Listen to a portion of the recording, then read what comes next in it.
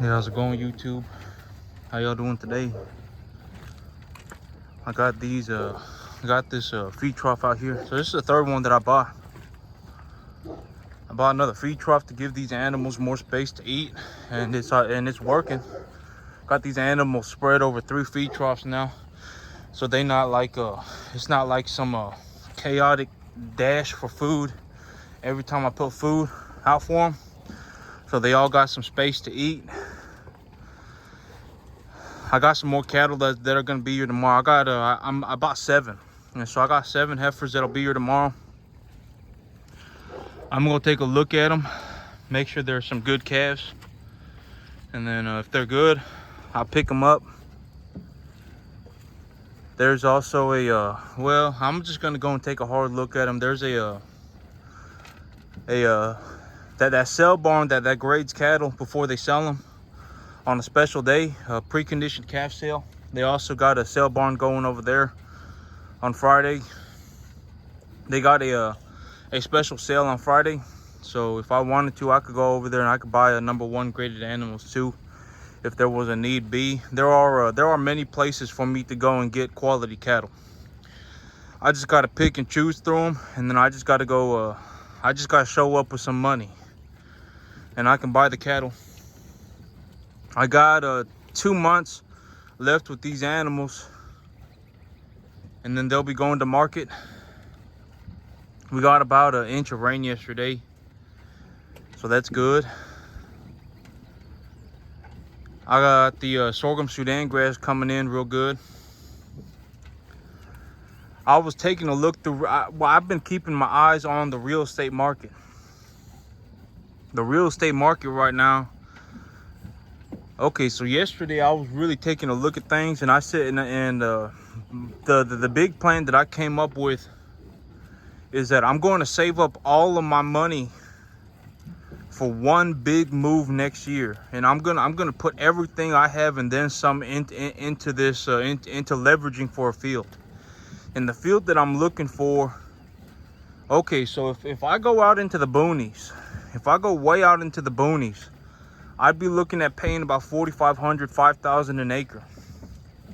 But if I look for a field about 45 minutes from Dallas, so if I get a field with a much better location, and I buy an agricultural field, I'm gonna be paying about 20% more. I'm gonna be paying about $6,000 an acre. I may even be paying $6,500 an acre. And so the price of land is substantially more the closer that I get to Dallas. But I was taking a look at the numbers, and I was crunching the numbers, and 6,000 over on a 30-year finance at the USDA rate of 4.75% is about $370 a year per acre. So I'd be paying about $31 a month per acre of land if the closer that I got to Dallas. And if I went out into the boonies, I'd be paying more about $25, about $23, $25 an acre per month. But if I go and I buy a real good piece of land here close to Dallas, and I buy farmland, I'll be paying substantially more for it. I'll be paying about 20-25% more. But I was crunching the numbers, and on a field here close to Dallas. So if I buy a piece of property that has nothing on it, it's just a grain field. It's been plowed, it's been cleared, and they're just growing grain on it, like corn or something. It's gonna cost me about I can make $31 a month on an acre per acre. When it comes to when I run the numbers, I think I could make about $600 a year per acre. That's what I believe that's where I believe about how much money I can make on the average year. And so if I'm able to make $600 an acre, and I pay $300 a month, or excuse me, and I pay $370 a year. If I pay $370 a year for an acre and I make $600 a year, I'd be netting a profit of $260 a year per acre. And so, but I also believe that I can make some more money on top of that if I run cattle, because I can bale wet hay.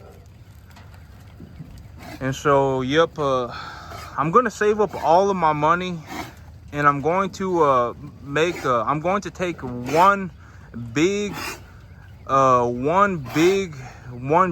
move next year. And so I was taking a look at the numbers, and I know what the banks are going to ask me, and I talk to bankers pretty frequently. I probably talk to bankers, a handful of times every year, and then I sit down with them and we have a real thorough discussion on what loans I can take, what interest rates I can take, etc., etc. And if I can make so agricultural property is different than buying something like a flex property or commercial property or residential property. An agricultural property doesn't have a house on it. I don't need to pay for insurance. I don't need to pay HOA. I don't need to pay property taxes. It's literally just principal and interest. And so, but an agricultural property, it's just a bare field. It's literally nothing on it except for it's just a piece of ground that's been plowed up. And so, if I go and I buy an agricultural field, it's literally just going to be me on a field. It's going to be me on a field like this. If I plant it with grass, it's going to look a lot like this. If I have cattle on it, maybe there'll be some cattle on it, but it's literally just a raw field. And so, I just need to pay principal and interest. Because if I were gonna, let's say this property right here, I need to pay an electric bill, I need to pay a water bill, I got stuff that I need to pay because it has a home on it. But on an agricultural field, I don't need to do any of that. I just pay principal and interest. And so if I make 2.5 times the principal and interest, I know that the bank would just about borderline be willing to give me the loan. And so if I make and I have to make in excess of that amount. So I have to make I have to show the bank that I have $5,000 a month that I'm putting into the bank essentially every month. And if I have $5,000, they'll give me a $500,000 loan for $2,000 a month. Because if the banker knows that they're going to give me the loan and they're going to give me a $500,000, that's $2,000 a month. They're going to want to see that I'm able to cover that expense. And so the amount is going to be about the moment I hit about $5,000 a month, I'll be able to take that loan for $500,000. And so here's the thing right now. I was thinking about these yesterday, but I got extra hours at work. I picked up extra hours at work. And I got I'm gonna be making close to $5,000 a month on paper when I sell these cattle. When I liquidate these cattle, let's say I pull in some hay too. If I really needed to, I could even feed a second round of cattle if I had to. If I felt like I needed the extra income on my paperwork, I can fiddle fart with the numbers. I can fiddle fart around with the numbers and make it work out to where realistically I'll be making probably about 50,000 on this farm this year. I'll make about 50,000 here, and then I'll probably make about that much at my work, so that's 100,000. And then I also got equity in this property that if I need to, I got equity in this property that's being stored every time I make a payment. And so I have equity in this property as well. And if I need to collateralize the equity on this property to cover a portion of the loan for a new field, I could do that as well if necessary. And so all in all, I'll be making probably about 125, somewhere between $125,000 to $150,000 this year. And I'll also have about $50,000 of farm income. So I'll be able to go to the USDA and say, hey, I made $50,000 farming last year. And so that'll be a good, the USDA will really like to see that. This is my little Brangus animal that kept bloating, but he grew out of the bloat and he looks real good now. This is one of my better looking animals. This Brangus right here, this guy right here, he's a good looking animal. And so I was looking at the numbers and I was looking at real estate deals, and I can make it happen. I just need to stay on top of it, and I just need to keep after it. And I'm gonna save up all of my money, and I'm gonna save up all of my credit and everything for one big move next year. And so I'm gonna be buying one big field next year. The minimum acreage that I'm gonna buy is 60. And I believe that I could buy somewhere between 60 to 100 acres. And so that's the field that I'm looking for. And if I buy one good field close to Dallas, and you know, I can make a net positive cash flow, that'll set me up to be a very, very, very financially successful while also being able to farm. And so that's good. That's very good. And so, yep, that's what about things are looking like right now. And if I just do this and not bring in a second round of cattle, I'd probably make about 120,000 this year. But if I brought in a second lot of cattle and took them to market before the end of the year, I could push my income up to about 150,000. And so, yep. I got extra hours at work, and I actually think my income at work is gonna be a little bit higher. I think it's gonna be a little bit higher than 50,000, but I'll have to see. I think it's gonna be about 50,000, somewhere around there, maybe a little bit more. But yep. And the good thing is even though that I have to work 75 hours a week, I only have to work 6 days a week, so that's a huge benefit. Because right now I'm working 7 days a week, and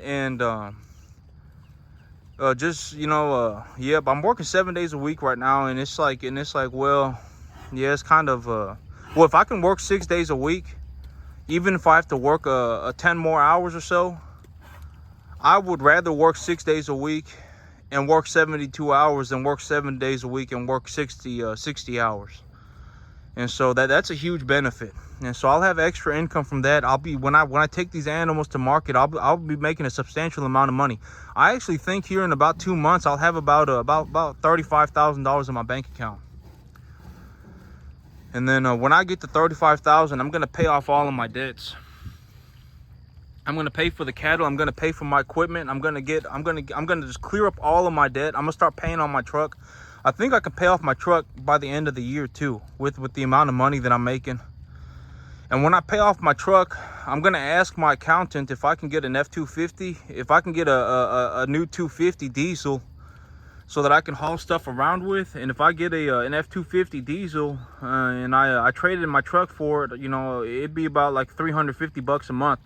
But the big thing is that I'm gonna ask if I can write it off on my taxes. And if my accountant says I can write it off on my taxes, I'll go and I'll consider that as one of my things, because I need to invest a lot of money to get rid of my taxes. I mean, I need, you know, even if I brought in like 100 cattle, I would still need to pay like $10,000 in taxes.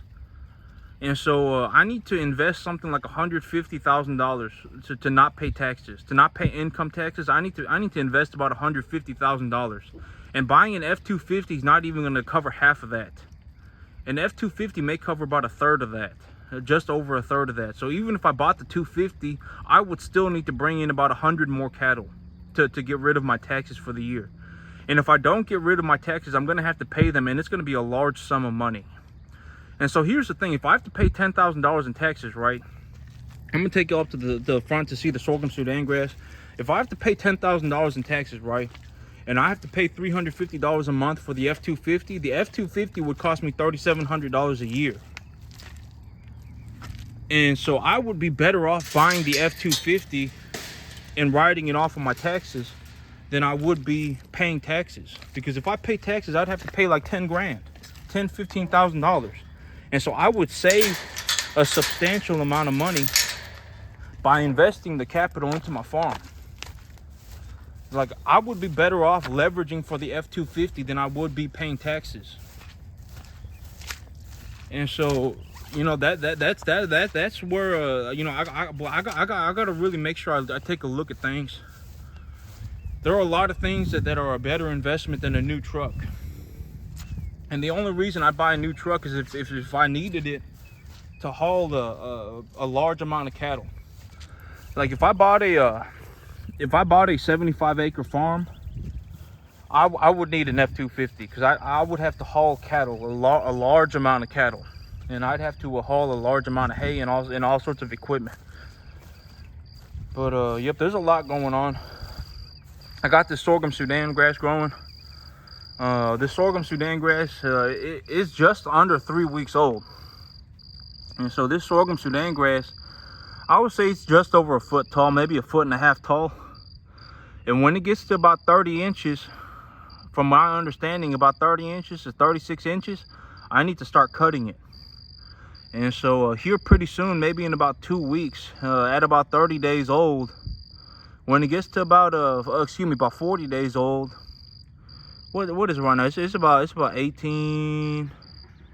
So in 2 weeks, it'd be about 32 days old. So at about 35 days old, I'm probably gonna have to cut this. And so yep, here in about 2 weeks, I'll have to start cutting this, and I'll start feeding it to the cattle. I'm bringing in more cattle tomorrow because I'm in a situation right now where I have a lot of cattle feed. I have a lot of very cheap cattle feed. I have a lot of grass.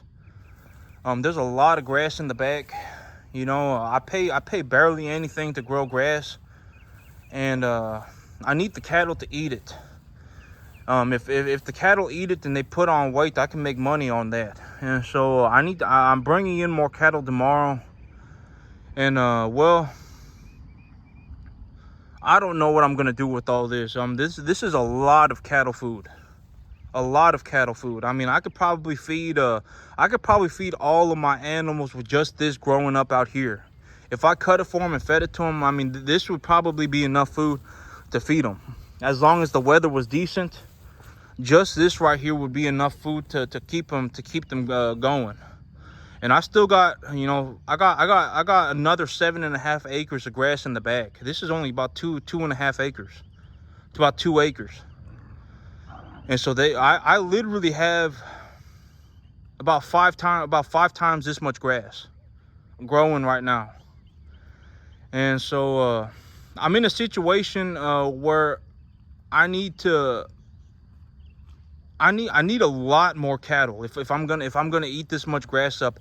And the weather, it ain't good enough for me to dry bale hay. And so the only thing for me to really do is to feed it to the cattle. And so yep, I'm kind of in a well, I need to figure it out. You know, it's kind of a big headache, but I gotta figure it out. I gotta figure out what I'm gonna do with all this. Yeah, but I'll figure it out. It's okay. I'll figure it out. We got a lot in the sorghum Sudan grass. I know it's hard to see in there now because it's so tall, but yeah, it's about a foot to a foot and a half tall, and it's really growing. We got another bit of rain. We got some more rain on it yesterday, and so yeah. When I well, when I get this all figured out, but that's my 1 year goal. And I told myself, you know, I would rather save money and make one big move next year than start buying and then go and buy myself a 10-acre field right now. Because if I go and buy a 10-acre field and I go and buy another 10-acre field and I go and buy another 10-acre field, I'm just gonna have a few 10-acre fields all over the place, and I'm gonna have to drive everywhere and all this and that, and that's just gonna be a nightmare. And so I told myself, and when I buy larger acreages, I can also get a better price per acre. And if I pay about 20% more, I can buy a field closer to Dallas than I can out in the boonies. And so that, you know, I would rather have one 75-acre field. Like let's say I bought a 75-acre field and I needed to pay let's say a $1,900 a month for it, or $1,900, yeah, $1,900 a month for it. Somewhere between $1,700 to $1,900 a month for it, because it's got a real good location here close to Dallas. You know, I would rather have one 75-acre field that I pay like $1,700, $1,900 for, than 3 or 4 different fields all over the place that I pay or I pay the same amount for. And if I bought a field over here, over there, you know, I'm gonna have to drive around, and it's gonna be a, yep, it's gonna be a mess. And so you know, and realistically, if I bought 3 or 4 10-acre fields, I'm gonna be paying about $1,700 to $1,900 a month anyway. And so I would rather just take that same amount of money, wait for a year, get all my finances put together, get all my money squared away, make sure I can see what kind of money I make on this field.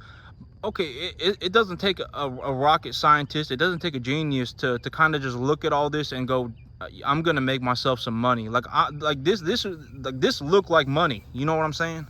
I'm gonna make myself some money, and it's gonna be some good money. And so I'm gonna make myself some money here, and I'm gonna go and buy myself, you know, realistically, if I can farm 10 acres, I can farm 75 acres, zero problem. You know, it literally, it's about the same thing. Even 100 acres, it's about the same thing. If I can farm 10 acres like this, I can farm 100 acres.